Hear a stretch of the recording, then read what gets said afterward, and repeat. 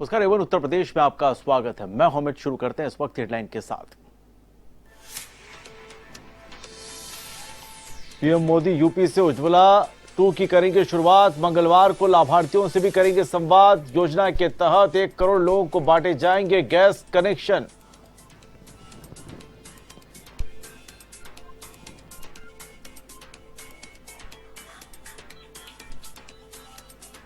Tokyo से लौटे हिंदुस्तान के सुरमा पदक वीरों के लिए देशवासियों ने बिछाए पलक पावड़े। खिलाड़ियों का जगह जगह हुआ सम्मान।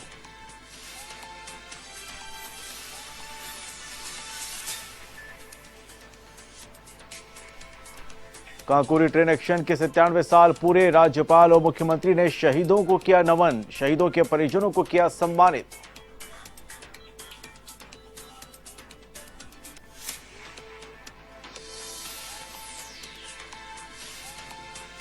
अयोध्या में टीजीटी परीक्षा के दौरान नकल गिरोह पकड़ा। 2 नकलची और 3 उनके सहयोगियों को पुलिस ने किया गिरफ्तार। दूसरे अभ्यर्थियों के स्थान पर दे रहे थे परीक्षा।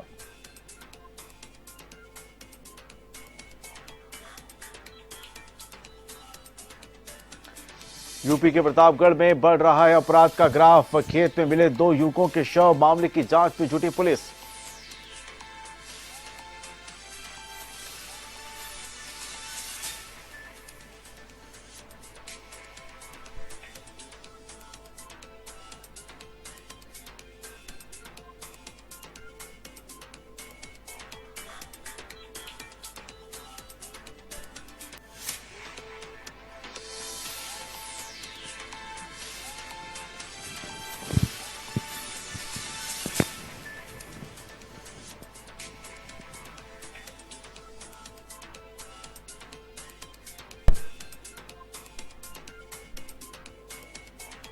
तो टोक्यो ओलंपिक में भारत का नाम रोशन करने वाले कई खिलाड़ी स्वदेश लौट आए हैं।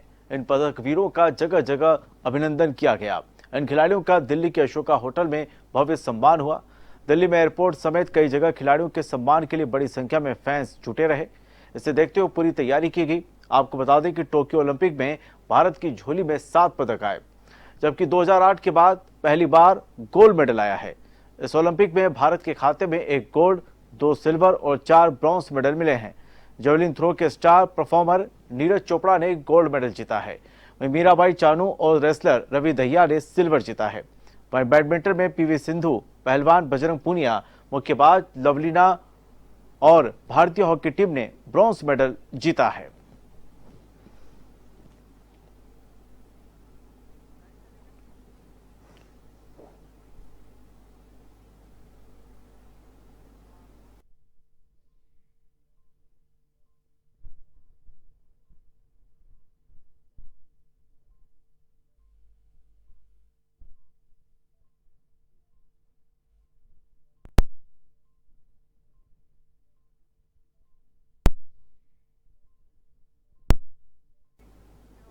चलिए आपको सीधे लिए चलते हैं दिल्ली, जहां पर अशोका होटल में खिलाड़ियों का सम्मान समारोह आयोजित किया जा रहा है।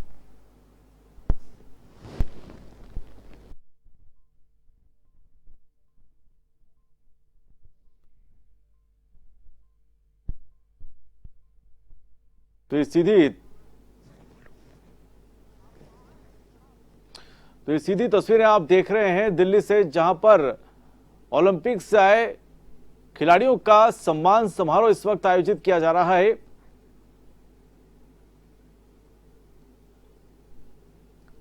दिल्ली के अशोका होटल में यह सम्मान समारोह इस वक्त आयोजित किया जा रहा है। केंद्रीय मंत्री अनुराग ठाकुर भी वहां पर इस वक्त मौजूद हैं और किस तरीके की जो जश्न है, लोगों में किस तरीके का उत्साह है, वो ये तस्वीरें साफ तौर पर बयां कर रही हैं। तो खिलाड़ियों का पलक पावड़े बिछाकर स्वागत किया जा रहा है दिल्ली के अशोका होटल में। और जिस तरीके से भारत के खिलाड़ियों ने परफॉर्मेंस किया है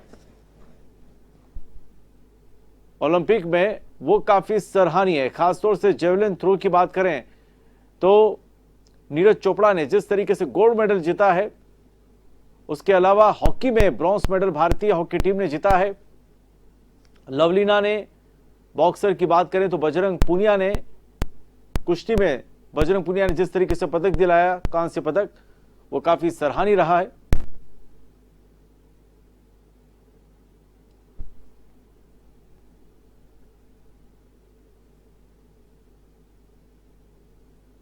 तो पदक वीरों का ये सम्मान समारोह इस वक्त आयोजित किया जा रहा है दिल्ली के अशोका होटल में। और ये देखिए किस तरीके से ये यहां पर जो लोग मौजूद हैं वो किस तरीके से खिलाड़ियों का स्वागत कर रहे हैं, सेल्फी ले रहे हैं उनके साथ में। कभी सोचा नहीं होगा इन खिलाड़ियों ने भी कि हम जब हिंदुस्तान पहुंचेंगे इस तरीके का स्वागत, इस तरीके का वेलकम हमको देखने को मिलेगा। और होना भी चाहिए क्योंकि इन खिलाड़ियों ने देश का नाम रोशन किया है।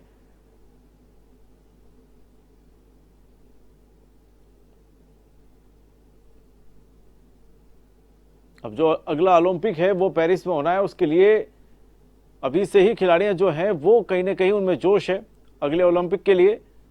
लेकिन जिस तरीके से टोक्यो ओलंपिक में भारतीय दल ने परफॉर्मेंस दिया है वो काफी बेहतरीन रहा है। खासतौर से अगर हॉकी की भी बात करें, ब्रॉन्ज मेडल जीता भारतीय हॉकी टीम ने, पुरुष की हॉकी टीम ने, महिलाओं ने भी काफी अच्छा परफॉर्मेंस किया हॉकी टीम में। और सभी खेलों में पीवी सिंधु की अगर हम बात करें या बजरंग पुनिया की बात करें और हमारे सबसे बड़े स्टार जेवलिन थ्रो के नीरज चोपड़ा की बात करें तो उन्होंने गोल्ड मेडल जिताया है भारत को इन 13 सालों में।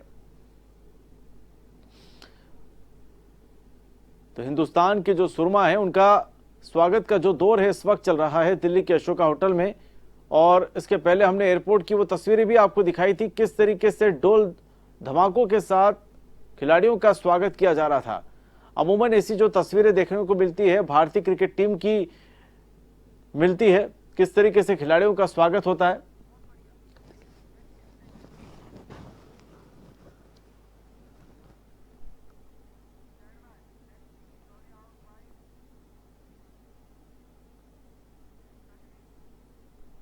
तो ये सीधी तस्वीरें देख रहे थे आप दिल्ली से, जहां पर खिलाड़ियों का सम्मान समारोह आयोजित किया जा रहा है। चलिए रुक करते हैं अगली खबर की ओर। प्रधानमंत्री किसान सम्मान निधि के तहत किसानों को अब तक 2000 रुपए की 8 किस्त मिल चुकी है। ऐसे में किसानों को पीएम किसान सम्मान निधि की 9वीं किस्त जारी की गई। प्रधानमंत्री नरेंद्र मोदी किसान योजना के तहत 9वीं किस्त को वीडियो कॉन्फ्रेंसिंग के माध्यम से जारी किया। प्रधानमंत्री ने 9.75 करोड़ से अधिक लाभार्थी किसान परिवारों को 19,500 करोड़ रुपए से अधिक की धनराशि का हस्तांतरण किया। कार्यक्रम के दौरान प्रधानमंत्री ने लाभार्थियों से बातचीत करने के साथ राष्ट्र को संबोधित भी किया। इस अवसर पर केंद्रीय कृषि मंत्री नरेंद्र सिंह तोमर भी मौजूद रहे।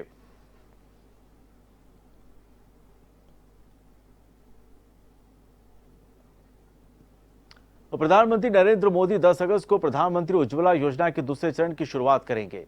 इस दौरान वे वीडियो कॉन्फ्रेंसिंग से उत्तर प्रदेश के महोबा जिले में लाभार्थियों को गैस कनेक्शन देंगे। साथ ही प्रधानमंत्री उज्ज्वला योजना का लाभ लेने वालों से बात भी करेंगे। उज्ज्वला 2 में एलपीजी कनेक्शन के अलावा पहले सिलेंडर की रिफिलिंग भी फ्री होगी। इसके अलावा गैस चूल्हा भी मुफ्त में दिया जाएगा। साथ ही योजना का लाभ लेने के लिए जरूरी पेपर वर्क को भी कम कर दिया गया है। आपको बता दें कि 2021-22 वित्तीय वर्ष में इस योजना के तहत 1 करोड़ एलपीजी कनेक्शन बांटने के लिए अलग से फंड जारी किया गया है। यह कनेक्शन कम आय वाले उन परिवारों को दिए जाएंगे जो उज्ज्वला योजना के पहले चरण में शामिल नहीं हो सके थे।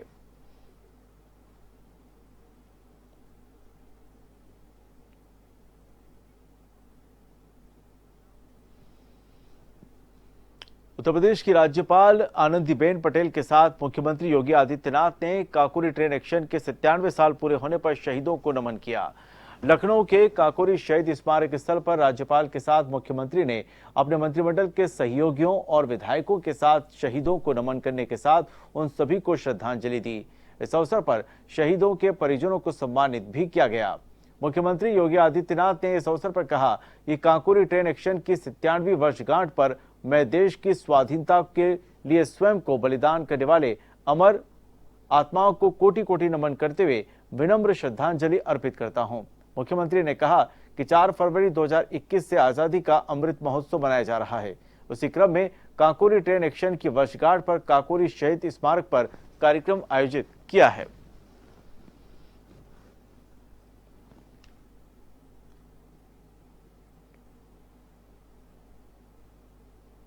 नए संकल्पों का अमृत, आजादी का अमृत महोत्सव यानी आत्मनिर्भरता का अमृत, इन 5 सूत्रों के माध्यम से 5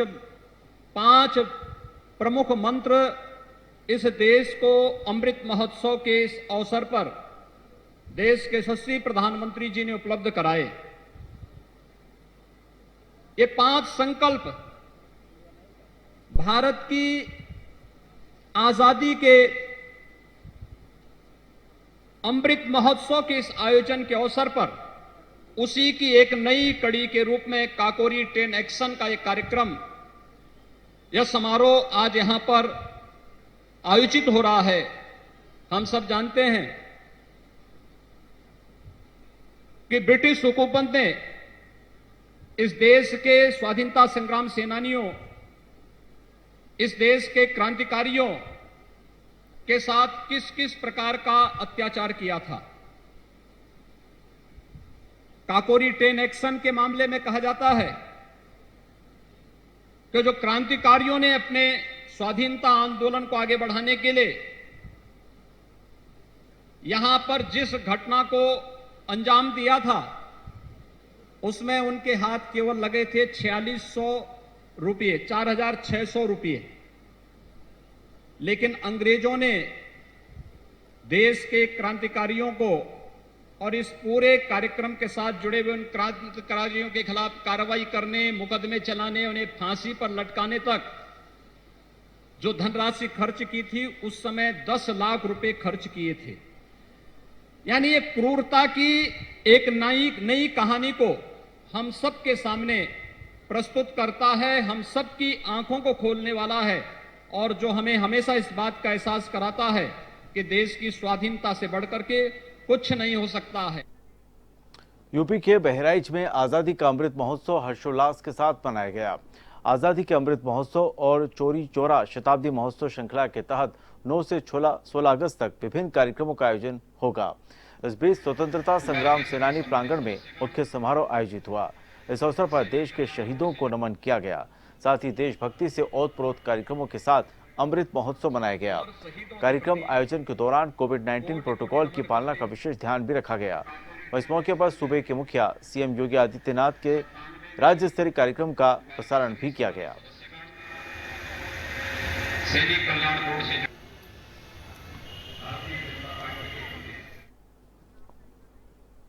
यूपी के आगरा में सरकार की ओर से अमृत महोत्सव और चोरा चोरी शताब्दी समारोह मनाया गया। चोरा चोरी कांड के शताब्दी वर्ष समारोह के अवसर पर स्थानीय प्रशासन की ओर से शहीद स्मारक पर वीर सपूतों को याद किया गया, तो वहीं स्वतंत्रता सेनानियों का सम्मान भी किया गया। इस कार्यक्रम में आमजन के साथ साथ छात्र छात्राएं, जनप्रतिनिधि और प्रशासनिक अधिकारियों ने भी भाग लिया।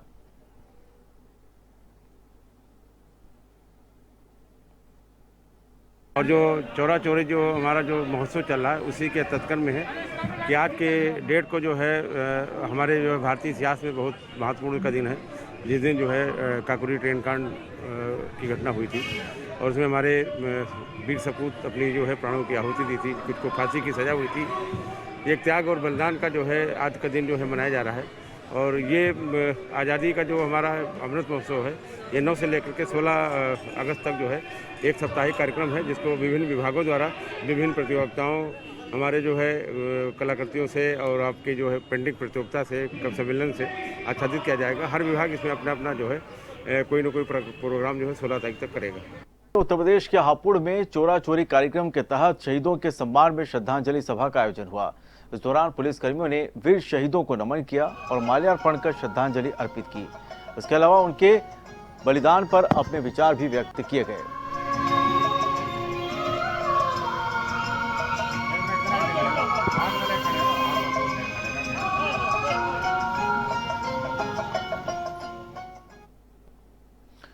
यूपी के बलरामपुर में अमृत महोत्सव मनाया गया। वीर विनय चौराहे पर स्थित लेफ्टिनेंट विनय कायस्था की प्रतिमा पर पुलिस अधीक्षक हेमंत कुटियाल और आला अधिकारियों ने पहुंचकर माल्यार्पण किया, तो वहीं स्कूली बच्चों ने विभिन्न कार्यक्रमों की प्रस्तुतियां भी दी। इसके अलावा अपर पुलिस अधीक्षक अरविंद मिश्रा ने आजाद पार्क में चंद्रशेखर आजाद की प्रतिमा पर माल्यार्पण किया।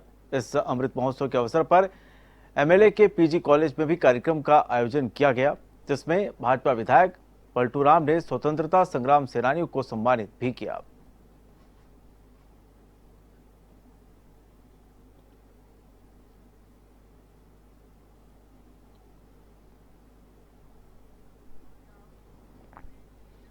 बसपा के राष्ट्रीय सचिव सतीश चंद्र मिश्रा बिजनौर के दौरे पर है। इस दौरान उन्होंने बीजेपी पर जमकर निशाना साधा।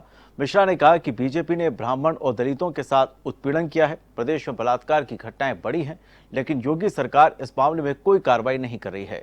बहन जी ने सर्व समाज को सम्मान दिया है। आगामी चुनाव को देखते हुए हमारी तैयारियां मजबूत हैं।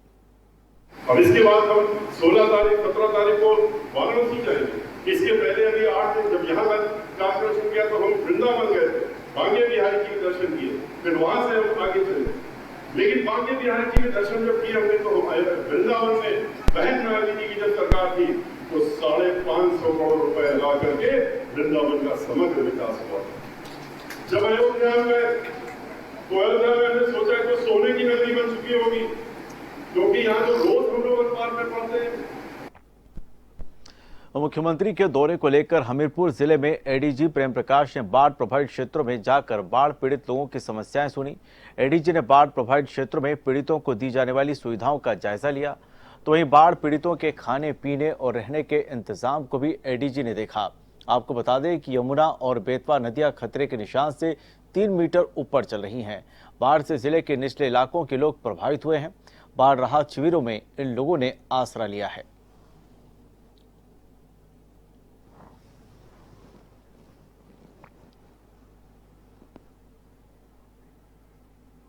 उत्तर प्रदेश विधानसभा चुनाव करीब आ रहा है। योगी सरकार का फोकस सूबे की कानून व्यवस्था को दुरुस्त करने की है।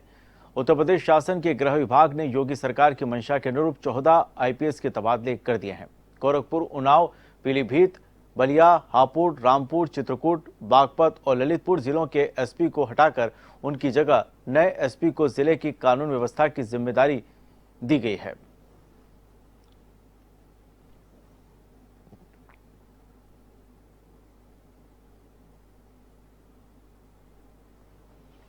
संभल की नखासा थाना पुलिस ने 2 साल से फरार चल रहे 25,000 के इनामी बदमाश को आखिरकार दबोच लिया। एसपी चक्रेश मिश्रा ने बताया कि रकुनुद्दीन सराय निवासी फहीम, जो कई आपराधिक मामलों में 2 साल से वांछित चल रहा था, उसकी गिरफ्तारी के लिए 25,000 का इनाम भी घोषित किया गया था। ऐसे में पुलिस ने आरोपी को दबोच लिया।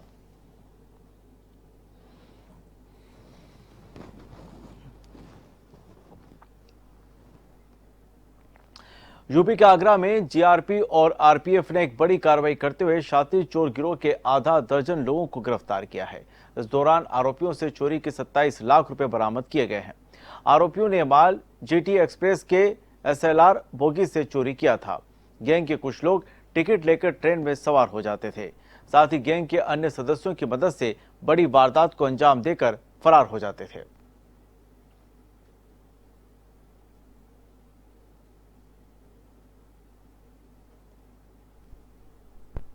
ये रेलवे में जो बुकशुदा माल होती हैं उनकी चोरी से संबंधित एक मामला प्रकाश में आया था हाल ही में, और ये 30 तारीख की घटना थी, जिसमें जो हमारा इधर भांडे स्टेशन है, भांडे स्टेशन से लेके मथुरा स्टेशन के बीच में चोरी की घटना प्रकाश में आई थी। और ये बेसिकली जो मोबाइल डिस्प्ले यूनिट होता है, इससे चोरी से संबंधित मामला था, जिसकी मार्केट वैल्यू अराउंड 27 लाख के आसपास बताई गई है। इसमें हम लोग जब हम लोगों ने इसमें टीम बनाया, आरपीएफ और जीआरपी की संयुक्त टीम बनाई गई, और उसके बाद इन्वेस्टिगेशन स्टार्ट हुआ तो कुछ सीसीटीवी फुटेजेस मिले, जिसके माध्यम से हम लोगों ने उनका कॉल डेटा, रिकॉर्ड्स और ये सब चीज़ें चेक करना स्टार्ट किया। जीआरपी सर्विलांस टीम की मदद ली, और उसके बाद जो उनका लोकेशन फाइंड आउट हुआ वो दिल्ली के आसपास था। टीम को वहाँ भेजा गया, और टीम ने पूरी संपत्ति के साथ 6 अपराधियों को अरेस्ट किया। इसके अयोध्या में टीजीटी परीक्षा के दौरान पुलिस ने नकल गिरोह के 2 सदस्य और उनके 3 सहयोगियों को गिरफ्तार किया है। इस परीक्षा में गिरोह के एक सदस्य को वास्तविक परीक्षार्थी के स्थान पर परीक्षा देते हुए और दूसरे को गेट पर दबोचा गया। साथ ही आरोपियों से पूछताछ में हुए खुलासे के बाद उनके 3 अन्य सहयोगियों को गिरफ्तार किया। दरअसल एमपीपीएल आदर्श इंटर कॉलेज में टीजीटी का केंद्र था। यहाँ की ड्यूटी कर रहे शिक्षकों ने बताया कि 13 कक्षों में परीक्षा हो रही थी। इसी बीच जब एक व्यक्ति की आईडी देखी गई तो वह हड़बड़ाने लगा, तब जाकर आरोपी को पकड़ा गया।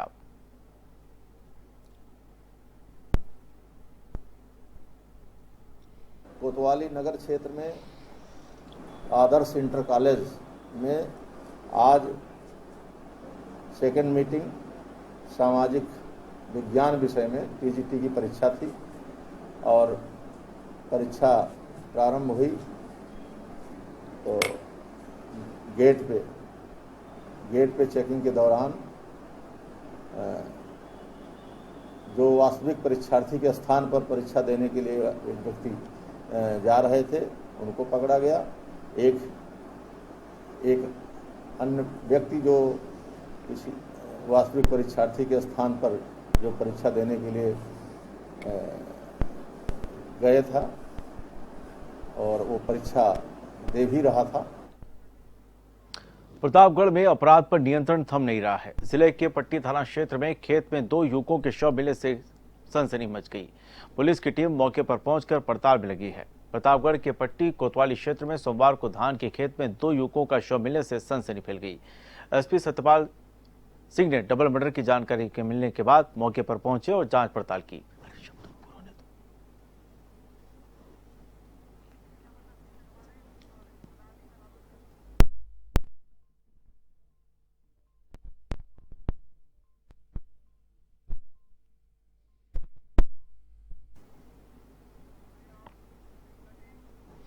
मामला हापुड़ क्षेत्र की कोतवाली का है, जहां पर एक व्यापारी ने कर्जे से परेशान होकर खुद को गोली मार ली, जिसकी हालत गंभीर बताई जा रही है। उसे इलाज के लिए हॉस्पिटल में भर्ती कराया गया है, जहां से उसे मेरठ के लिए रेफर कर दिया गया है।